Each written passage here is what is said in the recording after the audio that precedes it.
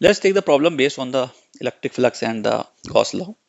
If electric flux entering and leaving an enclosed surface respectively is phi1 and phi2, the electric charge inside the surface will be. From Gauss law, we know that flux through a surface is integral E dot ds and it is equal to Q enclosed by epsilon naught. Here, this charge Q is the enclosed by the surface and charge outside the surface does not affect the flux. If a surface contains positive charge plus Q, then it will has the leaving flux because from positive charge electric field of lines are originated and it comes out of the surface. So we will say it is having the leaving flux. And if surface contains negative charge, then it will have the entering flux because field lines terminates at the negative charge. It has the entering flux. It means as per the question, electric flux entering is phi1. So entering flux is phi1. That is, this phi1 is caused by the negative charge inside the surface, while the Q phi2 is the leaving flux. So it is the flux due to the positive charge inside the surface. Hence, net charge or net flux will be equal to either phi2 minus phi1 or phi1 minus phi2. That means either positive charge is more or the negative charge is more. This implies that it is 1 by epsilon naught time of the charge enclosed. The charge enclosed is phi2 is due to say q2. So it is q2 minus q1. Or we can say it is 1 by epsilon naught times of q1 minus q2. This q2 minus q1 is the net charge enclosed by the Gaussian surface. Or this q1 minus q2 is the net charge enclosed by the Gaussian surface. If phi2 is greater than phi1, in that case q2 is greater than q1 and net resultant is q, or we can say phi2 is leaving flux. That means this charge is negative. And here this charge will be positive charge. So from this expression, we can say charge enclosed is either q2 minus q1, that is equal to epsilon naught times of phi2 minus phi1, or we can write it also as q1 minus q2. This is the net charge enclosed.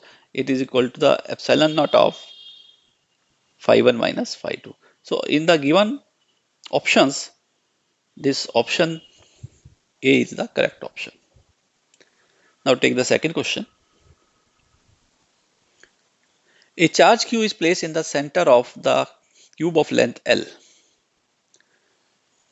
Q is a charge which is at the center of this cube which has the length L, and cube is A, B, C, D, E, F, G, H. There is another same charge Q. This is the Q. This is another charge Q. This is the charge say Q1 and this is the charge say Q2. Q2 is also Q, Q1 is also Q. It's placed at the distance L from the center O. Then the electric flux through the ABCD is. ABCD is the plane surface. This is the A, B, C, D. So we have to find the electric flux through the surface ABCD. We use the Gauss law. As per Gauss law, electric flux through a surface is integral E dot ds, and it is the 1 by epsilon naught times of the charge enclosed. This is the Gauss law. Using this law, we see that Q1, which is equal to Q, it is at the center of the Q. And from this charge Q, by symmetry, we can visualize that all the surfaces have identical configuration. It means total flux of the cube is equal to integral E dot ds, that is equal to, and the charge enclosed by this cubical surface is Q1, and Q1 is the Q, we can write simply Q by epsilon naught. And this flux of a cube has 6 surfaces, because cube has 6 surfaces, so this flux is linked with the all 6 surfaces, and all 6 surfaces are identical with respect to the central charge. Therefore we can replace this phi cube equal to the 6 into, because there are the 6 surfaces, and the flux linked with the single surface, phi surface. This is equal to Q by epsilon naught. Therefore flux linked with a surface of the cube is Q by 6 epsilon naught.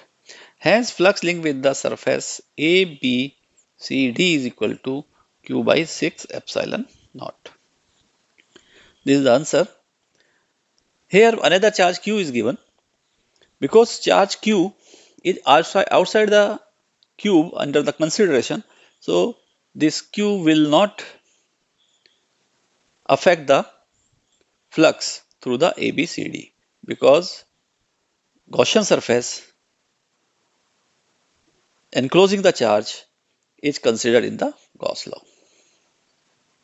Next question is, consider the charge configuration and a spherical Gaussian surface as shown in the figure. This surface is the Gaussian surface. Gaussian surface is an imaginary surface which passes through the point on which we have to find the electric field, and it has a symmetry. Gaussian surface taken in such a way that it has a symmetrical surface, so that electric field becomes constant in terms of its magnitude. Therefore, when calculating the flux of the electric field over the spherical surface, the electric field would be due to. From Gauss law, this we have already discussed that for Gauss law epsilon naught